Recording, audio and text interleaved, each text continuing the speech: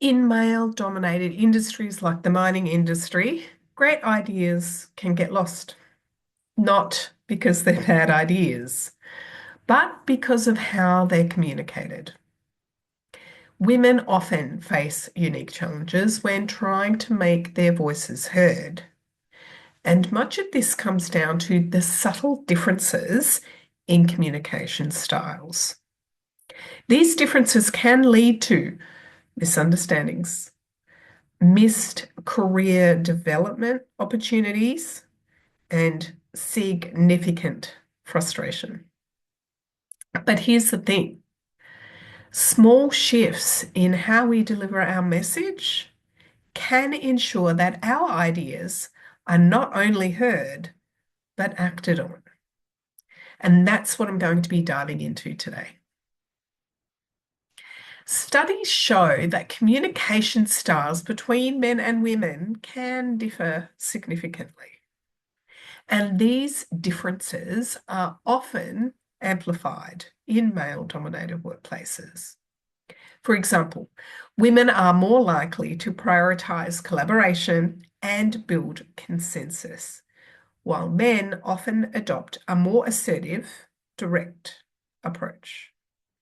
This doesn't mean women should change who they are or conform to a different standard. I am not saying that at all. It means recognizing the dynamics at play so you can communicate in a way that ensures your ideas are taken seriously. Let's look at how these communication styles differ and how you can navigate these changes effectively. As I mentioned before, women often communicate collaboratively, seeking input from others, and building on other people's ideas. This is a strength. But in a male-dominated industry, it can sometimes be misinterpreted as indecision.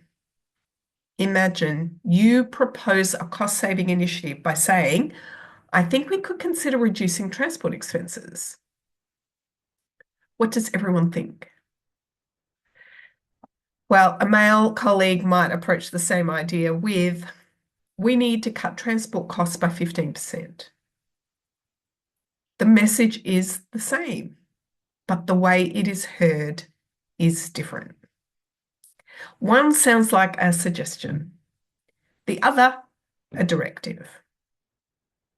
In competitive, high-stakes environments, directness is often seen as confidence. Adjusting how you phrase your ideas can make all the difference.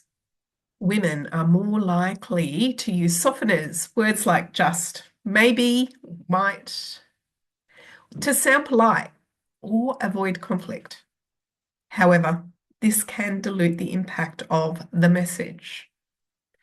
Saying, I'm just wondering if we should revisit the timeline can sound tentative. Compared to, we need to adjust the timeline to meet deadlines. The second approach is concise and authoritative. Removing unnecessary softeners doesn't make you rude. It makes your message clearer.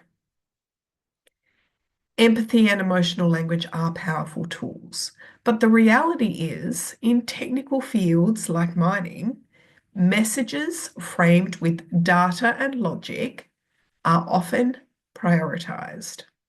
So instead of saying, I feel like this equipment might not be safe, try, the data suggests that the equipment has a high failure rate, which could impact safety.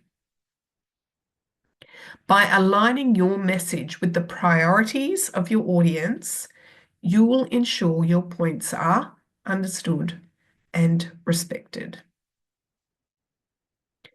Now that we understand the challenges, here's how you can adapt without losing your authenticity.